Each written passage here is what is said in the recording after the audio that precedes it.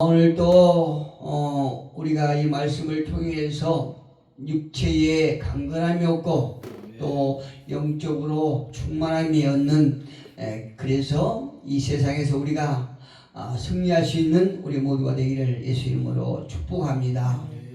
사람들이 병에 걸렸을 때에 많은 약을 먹습니다. 특별히 우리나라는 약이 싸다고 그러죠. 또 그 병원비도 싸다고 그럽니다. 저는 외국에서 입원을 안 해봤기 때문에 치료를 안 받아봤기 때문에 모르겠는데요. 들어보니까 우리나라가 뭐 병원비도 싸고 약도 싸다고요. 그래서 약도 아주 즐겨 먹는 그런 가정이 있어요. 예, 약 하나 보면 그냥 이 약을 먹고 또 효력이 없으면 또 저 약을 먹고 이래서 그냥 약을 막 어쩔 때는 이렇게 부흥에 가보면은 막 한 줌씩 이렇게 약을 그냥 입에 넣는 그런 분들도 계시더라고요. 그런데 우리가 가만히 따져보면 어떤 병에 걸렸을 때에 여러 가지 많은 약을 이렇게 복용한 것보다는 그 사람 병에 맞는 그런 약을 한두 알 이렇게 딱 먹는 것이 훨씬 더 효과적일 수도 있습니다. 이 약, 저 약 많이 먹는 것보다는 내가 어떤 병인가 하고 정확하게 진단을 하고 난 후에 거기에 맞는 그런 약을 한두 알 먹는 게 훨씬 더 나을 수도 있다 이 말씀이에요. 그런데 문제가 있습니다. 문제가 있는 것은 비슷한 병에도 많은 약들이 있기 때문에 정말 나에게 내가 가지고 있는 내가 걸려있는 병에 맞는 약이 어떤 것인가 이걸 선택하기는 참 어려워요. 워낙 같은 병에도 약이 많기 때문에 감기약만 해도 그렇지 않습니까? 감기약에도 얼마나 많은 종류가 있지 않습니까? 그래서 내게 맞는 약을 고르는 것은 쉽지 않아요. 여러분 잘 아시는 물리학자 스티븐 호킹 아시죠? 스티븐 호킹이라는 사람은 목을 가누지 못하고 전기 일체에 의해서 이렇게 손가락으로 컴퓨터를 조작해서 강의하는 물리학자로 아주 유명한 사람입니다. 그런데 이 사람은 21살 때 근육질환인 루케이병에 걸리게 되었는데요. 의사는 이 사람을 통해 이 사람에게 당신은 앞으로 5년 있으면 그 생명을 다할 것입니다. 이렇게 말했는데요. 이제 그 선고를 내린 거죠. 그런데 그 사람은 그 병 중에도 계속 연구를 거둬가고 계속 노력해서 컴브리지 교수가 되고 의사의 진단하는 아주 빗나간 76세까지 살다가 몇 년 전에 세상을 떠났지요. 이 사람을 보면서 우리는 이런 생각을 할 수가 있어요. 이 세상에서 이 사람이야말로 하나님의 사랑을 누구보다도 많이 받은 사람 같은데, 그런데 이 사람은 신은 존재하지 않다 이렇게 말했던 사람이에요. 그래서 주위 사람들 많이 놀라겠지요. 어떻게 보면 정말로 의사가 5년밖에 살 수 없다고 한 거를 그냥 아주 70 넘을 때까지 70 중반이 넘을 때까지 그냥 살고 갔지 않습니까? 그것도 교수로서 학자로서 얼마나 이렇게 보람 있는 삶을 살고 갔습니까? 하나님의 사랑을 대단히 많이 받은 사람 같은데, 그런데 이 사람은 참 희한하게도 신은 존재하지 않다 이런 말을 남기고 갔다는 얘기입니다. 그런데 스티븐은요, 가만히 보면 눈에 보이지 않는 근육이 마비되는 병에 걸렸지만 많은 사람들에게들은 눈에 보이지 않는 근육이 마비되는 사람들이 이 땅에는 부족의 수가 있다는 얘기예요. 스티븐은 눈에 보이는 근육이 마비되었지만 반면에 어떤 많은 사람들은 눈에 보이지 않는 근육이 마비되는 병에 걸려있는 사람들이 많다는 얘기예요. 오늘도 이 거리에는 보이지 않는 눈에 보이지 않는 근육이 마비된 사람들이 오늘 아침부터 제가 오면서 보니까 확신은 모르는데 굉장히 많이 봤어요. 이런 사람들이 많습니다. 이 말은 무슨 말이냐? 사람의 마음이나 양심이 굳어져 가고 있고 또 나중에는 완전히 무감각하는 그런 무서운 병에 걸린 사람들이다 이 말씀이에요. 요즘은 여러분 아시다시피 과거에 비해서 말로 할 수 없는 아주 좋은 음식 또 좋은 집 좋은 환경에서 살고 있는데 그럼에도 불구하고 사람들은 그다지 행복해 보이는 것 같지 않아요. 제가 가끔 느낀 일이지만 그런 경험이지만 이렇게 지방을 가면서 운전하고 가다 보면요 참 기분이 감정이 좋은 그런 경험을 많이 해요. 그래서 뭐냐면 그 탈북인들이 우리나라에서 와서 놀렸다는 게 그 산을 보고 놀렸다고 그러지 않습니까? 이처럼 지방에 가다가 도로를 다니다 보면 양옆으로 산이 파란 산이 그렇게 우거져 있는 거 보면 야 우리나라는 참 좋은 나라다. 참 우리나라는 행복한 그런 나라구나 이런 그 아주 좋은 감정이 들 때가 많이 있어요. 근데 많은 사람들은 그렇게 좋은 음식 식당 같은 데 가면 좋은 음식이 얼마나 많습니까? 좋은 음식 또 좋은 집 어떤 집을 가보면요 화장실이요 비카번쩍했어요. 화장실 대단히 크고 얼마나 좋은지 몰라요. 그렇게 좋은 환경에 살지만 그 사람들의 이렇게 언어나 표정 보면 그다지 행복한 인생을 살고 있다는 것을 몰라요. 이렇게 그들의 마음과 양심이 굳어져 있기 때문에 그걸 못 느끼는 것이에요. 우리나라 사람들이 공통으로 느끼는 감정 무엇인 줄 아십니까? 많은 사람이 사랑에 굶주려 있고 그래서 모든 사람이 행복을 원하고 있고 또 사랑받기를 원하고 있는데 진정한 사랑을 받지 못하고 있다는 것을 우리가 짐작할 수 있습니다. 아무리 세상에서 많은 것을 가지고 많은 걸 누리고 많은 걸 경험하면서 살지만 그보다 더 중요한 것을 받지 못하고 살고 있다는 얘기예요. 우리 인간에게 정말 중요한 것이 이런 물질이 아니라 이런 환경이 아니라 다르 있다는 것을 우리가 알 수 있습니다. 우리 사회가 범죄가 많고 사람들이 악해가고 있고 미래가 불안한 이유는 어디가 있다고 생각하십니까? 그건요 많은 사람들이 사랑이 결핍되어 있기 때문에 그런 거예요. 따지고 보면 우리나라 사람들은요 누군가 옆에서 사랑한다고 하면 엄청난 능력을 발휘할 사람들이에요. 우리나라 사람들이. 우리나라 사람들 특히 가정에서도요 아내가 남편한테 칭찬하면 남편은 그냥 죽기 살기로 일하지 않았습니까?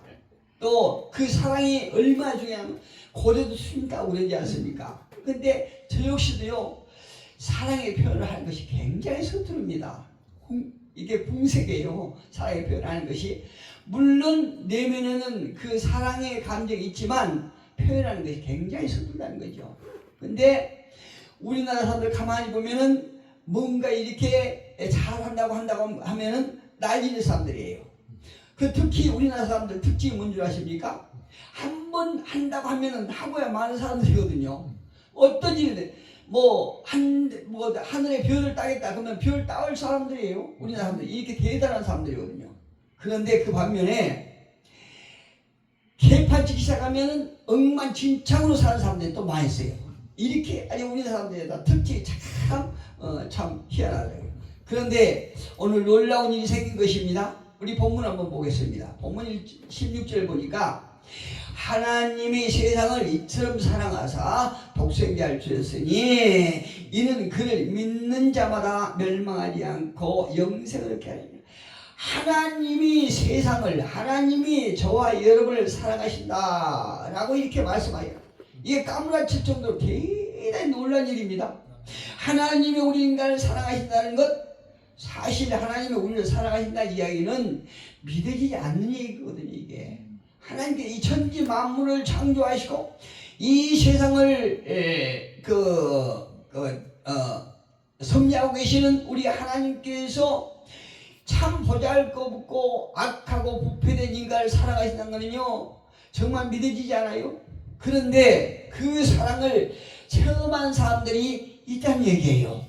하나님께서 사랑하신다는 그 엄청난 사랑을 체험한 사람들이 있다는 얘기입니다. 누굽니까?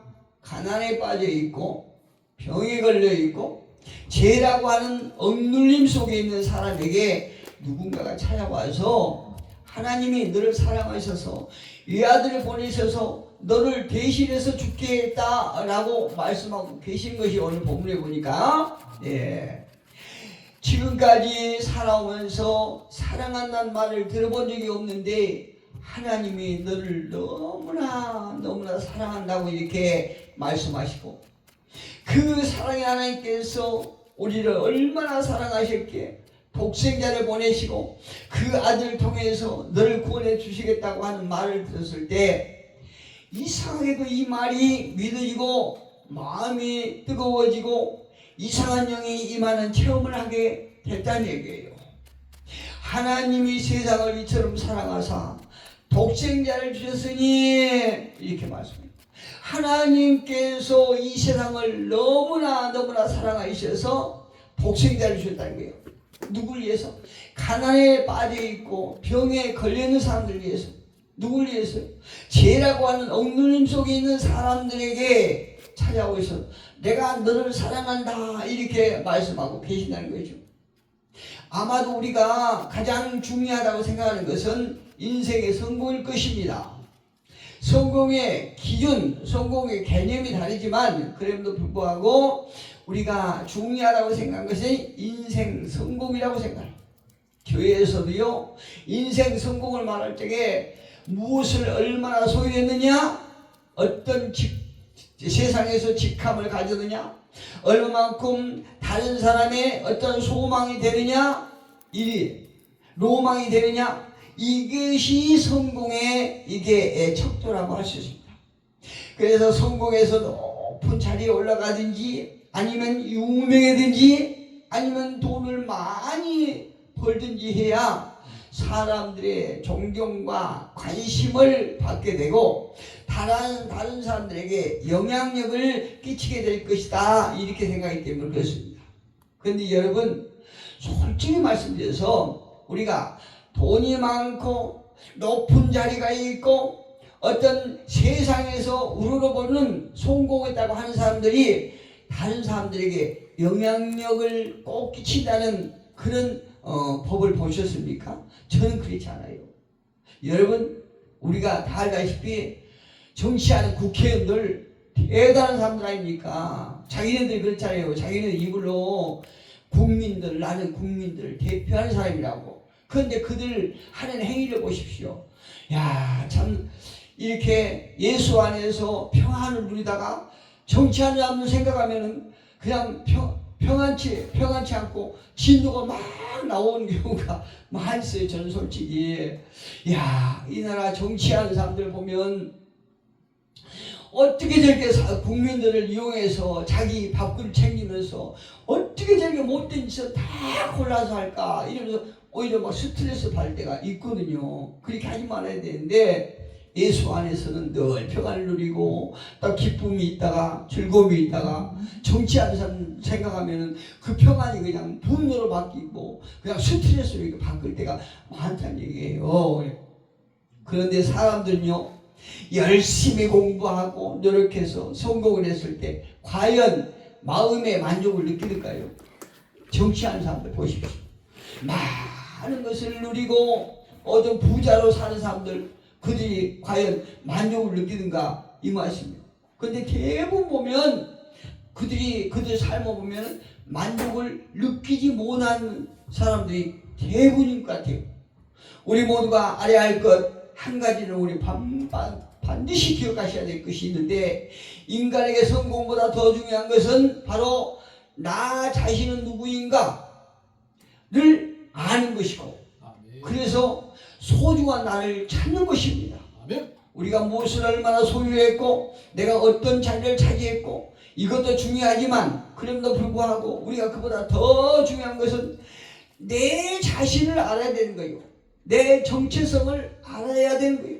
이것이 아는 것이 중요하고 또 내가 얼마만큼 소중한 사람인가 하는 것을 내가 나의 진정한 나를 찾는 것이 그렇게 중요한 것이다 이 말씀이에요. 그런데 우리가 인생을 살다 보면은 어떨 때는 나를 찾는 것 같기도 하고 또 어떨 때는 도대체 내가 누구인지에 긴가민가 할 때가 많이 있어요. 자, 그런데 우리를 너무나 사랑하실 뿐만 아니라 그 사랑을 과감하게 표현하고 우리를 새롭게 고치려고 덤벼드는 이가 있는데 바로 누구냐? 하나님이십니다. 예, 오늘 본문 보니까 하나님이 이 세상을 이처럼 사랑하사 누구를 줬다는 거예요? 독생자를 주셨다는 거죠. 그렇다고 우리가 이 문제를 이론적으로 말해서 이해가 되는 것은 아니지 않습니까? 실제 경험을 해봐야 알 수 있는 일이 이 일이에요. 하나님께서는 당신의 사랑을 전하기 위해서 아무리 사랑의 편지를 보내고 우리를 찾는 편지를 보내고 전부 다 많은 하나님께서 택한 백성들을 보내지만 그 모두가 오는 쪽쪽마다 다 잘하시겠다는 거예요. 에레미야 13장 15절에 보니까 너희는 들을지어다 귀를 기울일지어다 교만하지 말지어다 여호와께서 말씀할지어다 이렇게 하나님께서 우리를 사랑하셔서 사랑의 편지를 그렇게 보냈는데도 편지를 다 꼬깃꼬깃에다 다 쓰레기통에다 넣어버린 거예요. 많은 사람들의 입술을 통해서 하나님이 너희를 사랑한다고 그 말씀을 그렇게 전하시지만은 그때마다 전부 다 귀를 막고 안 들었다는 얘기입니다. 그러나 오늘 성경에 보니까 때가 참에 하나님의 때가 참에 독생자를 보내사 때가 참에 독생자를 보내주셨다는 얘기입니다. 하나님께서 그토록 편지를 하고 사람을 보내도 듣지 않고 받아들이지 않으니까 직접 하나님께서 당신이 인간의 모습을 입고 이 땅에 오셨다는 얘기입니다. 하나님은 언제부터 저와 여러분을 사랑하셨을까요? 한번 생각해 보세요. 하나님께서 오늘 이 말씀 성경을 통해서 이렇게 사랑하셨다는데 도대체 우리를 언제부터 이렇게 사랑하셨을까? 처음부터죠. 처음부터. 그 사랑이 전달되지 못했을 뿐이에요. 하나님은 창세 전에 저와 여러분을 사랑하셨는데 그 사랑이 우리에게 전달되지 않았을 뿐이야. 왜 그랬을까요? 죄 때문에 그랬을 거예요. 죄 때문에. 죄가 하나님과 우리 사이를 가로막고 그 사랑을 받지 못하도록 방해했기 때문에 그렇다는 거예요. 에베소서 1장 4절에 보니까 곧 창세전에 그리스도 안에서 우리를 택하사 우리로 사랑 안에서 이렇게 말씀하세요. 언제라고요? 창세전에 곧 창세전에 그리스도 안에서 우리를 택하사 우리로 사랑 안에서 우리를 구원하셨다 이렇게 말씀하고 계시죠. 죄 때문에 하나님과 인간 사이에 엄청난 불신이 가로막았기 때문에 하나님의 사랑의 편지를 그렇게 전달하고 보냈는데도 그때마다 다 잘하시겠다는 얘기입니다. 불신을 가지고 돌이켜보면 피조물 중에 그토록 타락하고 악할 대로 악해진 피조물을 끝까지 포기하지 않으시고 사랑하셨다는 사실이 놀랍기만 합니다. 정말 놀라운 사실이에요. 우리는 하나님께 반문해 봅니다. 왜 그러셨어요? 하나님, 우리가 이토록 변질되고 타락하고 악할 대로 악한 저희들을 하나님께서 왜 그렇게 사랑하셨어요? 이렇게 우리가 반문해 봅니다. 하나님은 너희를 사랑하기 때문에 멸망하지 않기 위해서 라고 이렇게 말씀하십니다. 하나님이 세상을 이처럼 사랑하사 독생자를 주셨으니 이는 그를 믿는 자마다 멸망하지 않고 영생을 얻게 하기 위해서 우리를 사랑하셨다는 얘기입니다. 그래서 독생자를 보냈다고 말씀하고 계신 거예요. 그러나 우리가 복음을 듣고 예수를 믿는다고 해서 당장 어떤 천사같이 이렇게 변한 것이 아닙니다. 아주 예전에 제약된 그 모습이 의인으로 변한 것이 아니라 이 말씀이에요. 그러나 분명한 것은 확실히 있습니다. 많은 것을 경험해본 제 입장에서도 분명한 것이 여러분 앞에 자신 있게 말씀드리고 싶고 말씀드릴 수 있고 또 여러분도 체험한 일이지만 우리가 예수를 믿고 분명하게 인식되는 것이 있는데 그것은 우리는 사랑을 받았다는 존재예요. 우리는 하나님으로부터 사랑받는 존재라는 사실입니다. 이것을 깨닫다는 얘기예요. 예, 우리가 저와 여러분이 다 경험한 일이지만 우리가 예수를 처음 영접할 때에 정말로 어떤 말로 표현할 수 없는 그 들뜬 감정 여러분 지금도 갖고 계시리라 생각합니다. 예, 지금도 저는 그때 감정을 생각하면 코가 벌렁벌렁해지고 가슴이 뛸 정도로 정말 그때 그 사랑이 지금도 완연하게 제 속에 있다는 사실을 여러분 앞에 고백하고 싶습니다. 즉 나는 사랑받는 존재이고 아주 귀한 존재라는 사실을 성령님의 도우심을 통해서 우리가 깨닫게 됐다는 사실입니다. 그래서 어떤 이들은 그동안 즐겨보았던 어떤 포르노 잡지를 쓰레기통에 버리기도 하고 또 맨날 해롱해롱한 술 먹고 그렇게 비틀비틀하던 술주정병들이 술병을 그냥 쓰레기통에 버리기도 하고 또 맨날 이렇게 코로 연기 입에다가 불을 뗐든 금불을 뗐든 이런 사람들이 담배를 꺾어서 그냥 쓰레기통에 버리기도 하지 않습니까? 왜 그럴까요? 나는 그런 존재가 아니라는 사실이에요. 사실 깨닫기 때문에 나는 어떤 세상에서 어떤 보기 용한 마귀들이 하는 이런 것을 즐겨하는 그런 존재가 아니라는 것을 비로소 깨닫다는 얘기입니다. 처음부터 나는 하나님의 형상대로 지음받은 고귀한 존재였는데 그간 어둠의 영에 잡혀 마귀의 종류를 했을 뿐이다 라고 하는 것을 뒤늦게나마 깨달았다는 얘기입니다. 그리고 자기를 사랑하는 법을 배우게 되었습니다. 자기 인생이 가치가 있고 다른 사람도 가치가 있다는 것을 알고 깨닫게 됐다는 얘기입니다. 얼마나 귀한 일입니까? 오늘 본문 18절 같이 한번 읽어볼까요? 그를 믿는 자는 심판을 받지 아니하는 것이요 믿지 아니하는 자는 하나님의 독생자 이름을 믿지 아니하므로 벌써 심판을 받은 것이니라. 아멘. 이미 심판을 받았다는 것은 무슨 의미일까요? 한평생 이 세상에 살면서 사랑의 결핍 속에 살기 때문에 그렇습니다. 그러나 저와 여러분은 하나님의 사랑을 체험한 이런 사람들임을 믿습니다. 그리고 저와 여러분은 귀한 존재요 고귀한 존재임을 믿습니다. 그 사랑을 느끼면서 살아가는 사람들이기 때문에 우리는 존귀한 자들이고 이미 우리가 심판됐을 거지만 우리가 영원한 영생 하나님 앞에 우리가 하나님을 예배하면서 살 그런 존귀한 존재라는 사실을 믿으시고 우리가 긍지를 가지시고 이제 이 한 주간도 어둠 속에 우리가 살아가지만 이 세상에 혼란스러운 세상에 살아가지만 그럼에도 불구하고 이 혼란 세상을 이길 수 있는 저와 여러분 되기를 예수 이름으로 축복합니다.